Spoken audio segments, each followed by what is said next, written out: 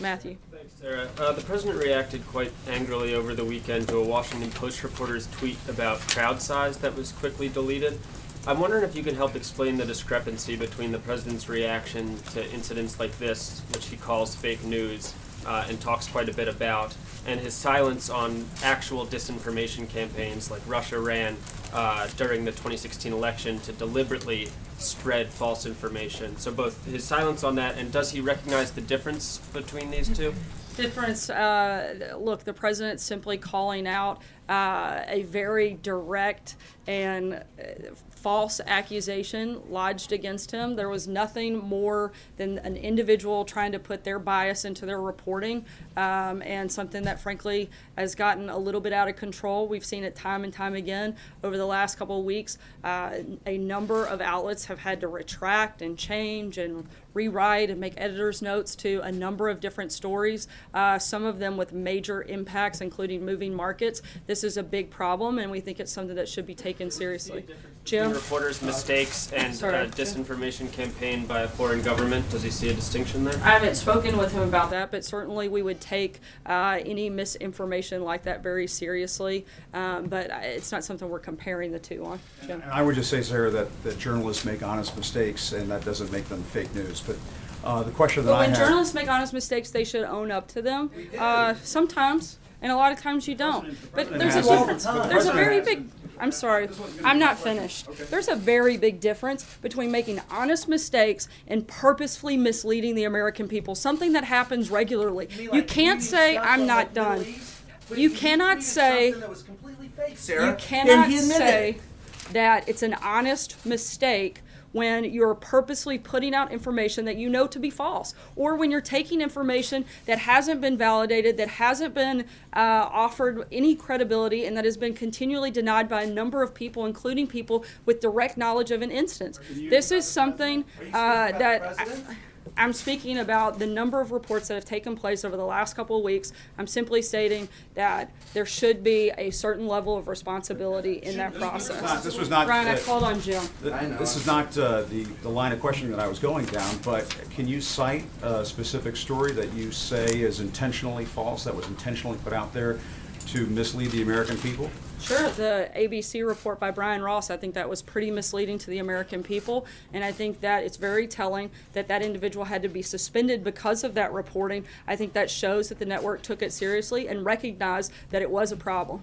Sarah, Jim? if I may, though, I was going to ask a question about something Well, else. you used it on something else. Sarah, Jim? if I may, Sarah, I think We're it's. gonna keep moving, guys. If I can ask about The the other president's accusations. I'm moving that to a have been different leveled Jim, against I'm him. sorry. I know, but I didn't get a chance to ask the question that I wanted to ask, which is, Jim. can you just say once and for all whether these Jim, I'm going to say once and accusations- for all that I'm moving on to Jim Stinson, and I'm not taking another question from you at this point. I was Sarah, a in question place about to respond investment- to your attacks on the investment media, taxes. If that's okay, I would like to ask the question that I had about these accusations of misconduct against the president. You said that he's denied them. Can you say whether or not they are false? I'm not That's going all to I'm respond asking. to that You're question. not Go gonna- ahead, Jim.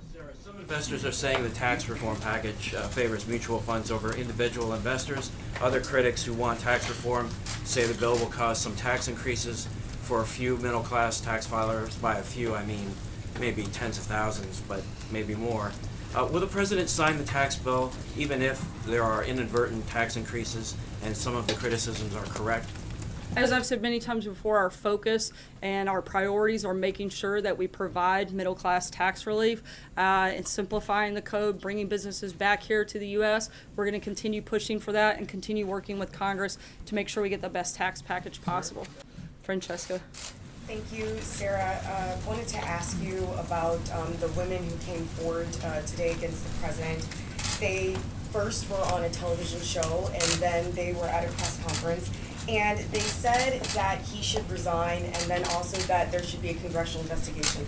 And I know that you said that this has already been litigated in the last election, but I wanted to get your specific reaction to this idea that there should be a congressional investigation into this. Look, the president has addressed these accusations directly and denied all of these allegations, and this took place long before he was elected to be president, and the people of this country had a decisive election, supported President Trump, and we feel like these allegations have been answered through that process. April? Sarah, what is the disconnect as it relates to this White House when it comes to then candidate Trump bringing the accusers of Bill Clinton to the debate against Hillary Clinton, and now the accusers of Roy Moore making these accusations and his accusers? What's the disconnect here? Look, as the president said, he found the allegations troubling. And if they were true, then he should step aside, and ultimately the people of Alabama will make a decision in that race. Trey. His own accusers, though. He has accusers as well. Look, the who are coming president out has now. firsthand knowledge on what he did and didn't do.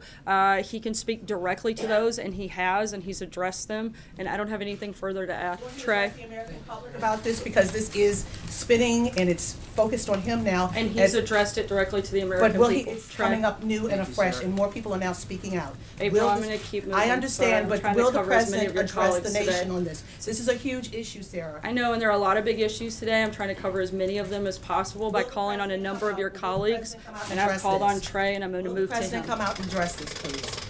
Sarah, all you have to He do is say has, yes or no. April. I've already said, I've already addressed this. The president has addressed it. I don't have anything else to add. Kristen. Sarah, thank you. I want to follow up on that. First, a little bit of breaking news we just learned about. The Pentagon apparently will now allow transgender people to enlist in the military beginning January 1st. Your reaction to that and any follow-up action you're going to take? Yeah, as of right now, they're simply complying with a court order and preparing to implement a previous policy to remain in compliance. The Department of Justice is currently reviewing the legal options to ensure that the president's directive can be implemented. And for anything further and any specifics on both of those matters, I'd refer you to the Department of Defense and the Department of Justice. Okay, one Sorry, follow-up Maura, very I'm gonna quickly keep on moving friendship. today. Just very quickly, Sarah. Sorry, Kristen. Can I just Maura, ask you go about ahead. Nikki Haley's comments saying that the president's Maura, go ahead. directions deserve to be heard? I'll pick that up. She's going to pick it up for you today. Nikki Haley, as I'm sure you know, said, when asked, does the election mean that's a settled issue, which you've been arguing from the podium here, she said, I know he was elected, but women should always feel comfortable coming forward. We should all be willing to listen to them, specifically referring to the accusers of the president. Does the president agree with her? Look, as the president said himself, he thinks it's a good thing that women are coming forward, but he also feels strongly that a mere allegation shouldn't determine the course. And in this case, the president has denied any of these allegations, as have eyewitnesses. And several reports have shown those eyewitnesses also back up the president's claim in this process. And again, the American people knew this and voted for the president, and we feel like we're ready to move forward in that process. The women who accused him are coming forward now again? The president has said that it's a good thing for women to be able to feel comfortable in coming forward, generally speaking. Jacqueline. I just want to go off of that, Sarah. But the president told Howard Stern in 2005 that he had walked into a teen beauty pageant dressing room where he said that teen contestants had no clothes on because he could sort of get away with things like that. Is that not an admission of sexual harassment? Look, the president's spoken about this directly. I don't have anything further to add on the process. Public evidence. Charlie, we're going to do one question today, guys, to move around. Two questions. Who are the eyewitnesses who dispute these allegations against the president? And can you stand here right now and say without a doubt, 100% certainty, that the more than dozen women who have come forward to accuse this president of misconduct are lying? Do you wrestle with this personally at all? I'm here to speak on behalf of the president, and I can say that the president has directly responded and said that these allegations are false, and that's what I'm doing and relaying that information to you. In terms of the specific eyewitness accounts, there have been multiple reports, and be happy to provide them to you after the briefing is completed. Brian? So let me just follow up on that question a little bit. As a woman standing out there talking to us, I know your job is to relate what the president says. Have you ever been sexually harassed, and do you understand, and I'm not saying by the president, I'm saying ever, and secondly, do you have an empathy for those who come forward? Because it's very difficult for women to come forward. Absolutely would say that I have an empathy for any individual who has been sexually harassed, and that certainly would be the policy of the White House. I'm not here to speak about my personal experience on that front, but I'm here to relay information on behalf of the president, and that's what I'm focused on doing here today. I'm going to take one last question. Philip.